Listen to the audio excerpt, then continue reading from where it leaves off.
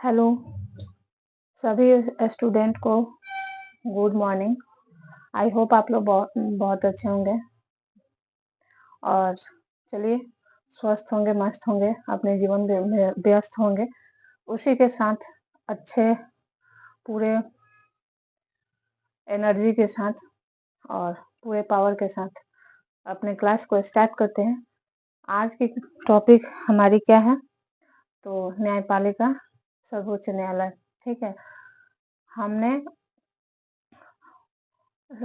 सर्वोच्च न्यायालय में क्या पढ़ लिया था? तो नियुक्ति तक पढ़ लिया था कि सुप्रीम कोर्ट के न्यायाधीशों की नियुक्ति कैसे की जाती है। ठीक है, तो चलिए आते हैं यहाँ पे योग्यता देखते हैं कि सुप्रीम कोर्ट की न्यायाधीश बनने के लिए हमारी योग्यता क्या होनी चाहिए, क्या नहीं होनी चाहिए। सिट क्या देखना है? योग्यता।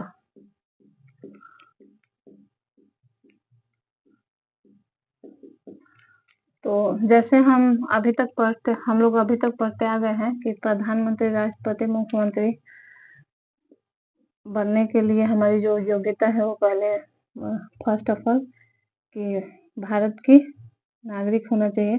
तो सुप्रीम कोर्ट के जो न्यायाधीश बनने के लिए भी पहला फर्स्ट ऑफ ऑल भारत का योग्यता में भारत का नागरिक होना चाहिए। ठीक है, क्या होना चाहिए? तो भारत का नागरिक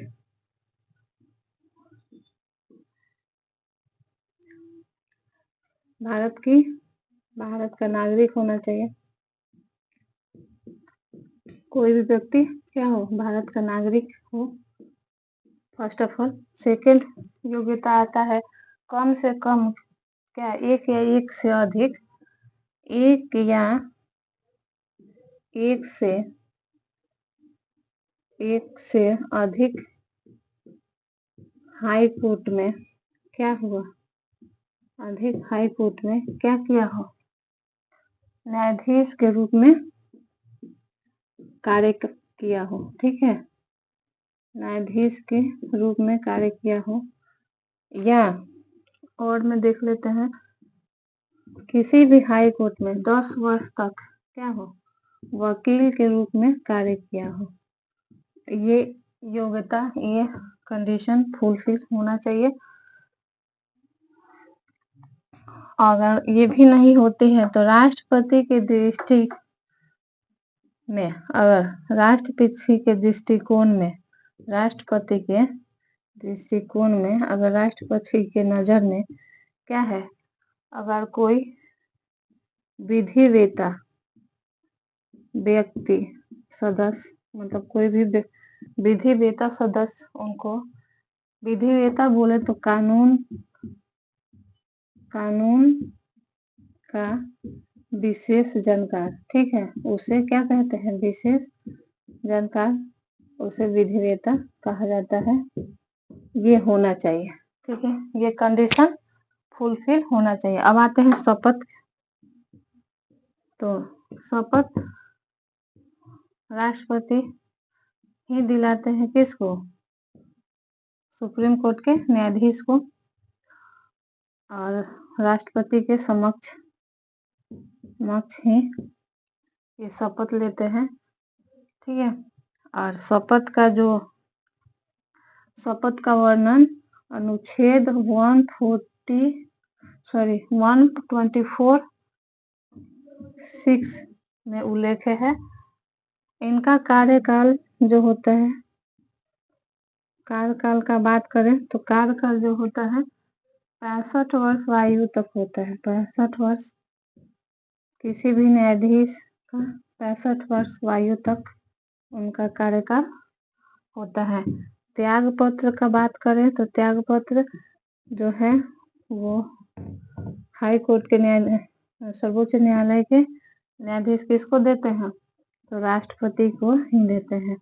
तो यहाँ पे शपथ कौन दिलाता है? तो राष्ट्रपति ही दिलाते हैं, और त्याग पत्र भी देना होता है तो राष्ट्रपति को ही देते हैं। अब आते हैं हटाने की प्रक्रिया। इनको हटाने चलिए यहाँ ऊपर मिटा देते हैं, तो उसके बाद हटाने की प्रक्रिया जो है ऊपर लिखेंगे तो ज्यादा बेटर रहेगा। हटाने की प्रक्रिया क्या है इसको देख लेते हैं। किसको हटाने की प्रक्रिया, तो सर्वोच्च न्यायालय के न्यायाधीश को। हटाने की प्रक्रिया जो है वो है, इनका काम है, मान लीजिए, मानना नहीं है ही, अगर सर्वोच्च न्यायालय के न्यायाधीश जो है वो क्या करते हैं, संविधान के विपरीत कार्य करते हैं, ठीक है, तो इनको हटाया जा सकता है।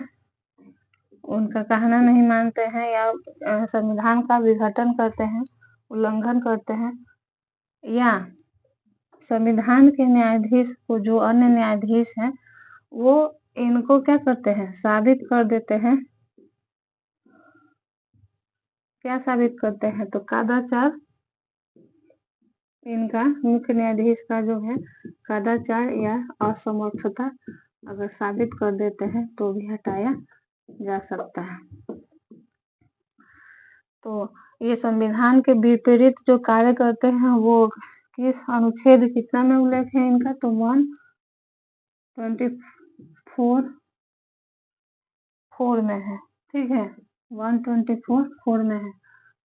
और यह समर्थता का उल्लेख है 124(5) में वर्णन है, अनुच्छेद 124(5) में है। अब आते हैं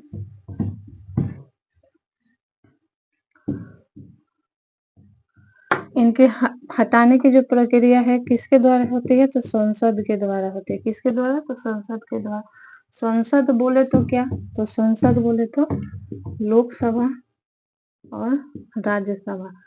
तो लोकसभा के 100 सदस्यों का हस्ताक्षर होना चाहिए अगर सुप्रीम कोर्ट के न्यायाधीश को मुख्य न्यायाधीश को हटाना है, ठीक है। सुप्रीम कोर्ट के न्यायाधीश को हटाना है तो लोकसभा में 50 सदस्यों का हस्ताक्षर होना चाहिए और राज्यसभा में लोकसभा में 50 सदस्यों का हस्ताक्षर होना चाहिए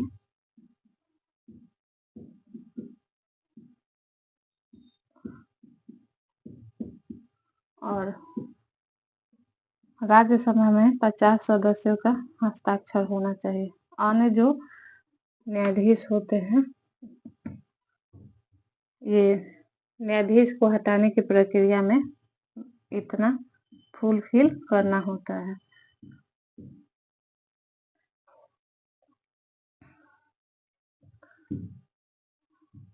और यहाँ पे एक अध्यक्ष के रूप में यानी कि सभापति के रूप में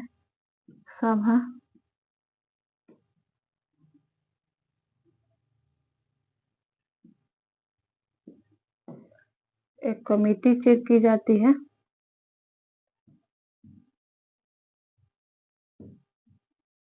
ठीक है, और 2/3 जो है मेंबर इस पे भी हस्ताक्षर करते हैं, हस्ताक्षर करके हटाए जा सकते हैं। यही सर्वोच्च न्यायालय के न्यायाधीश की हटाने की प्रक्रिया थी। आई होप आप लोग को समझ में आया होगा। जाते जाते मैं यही कहूंगी कि चैनल को लाइक, शेयर, सब्सक्राइब करना ना भूलें।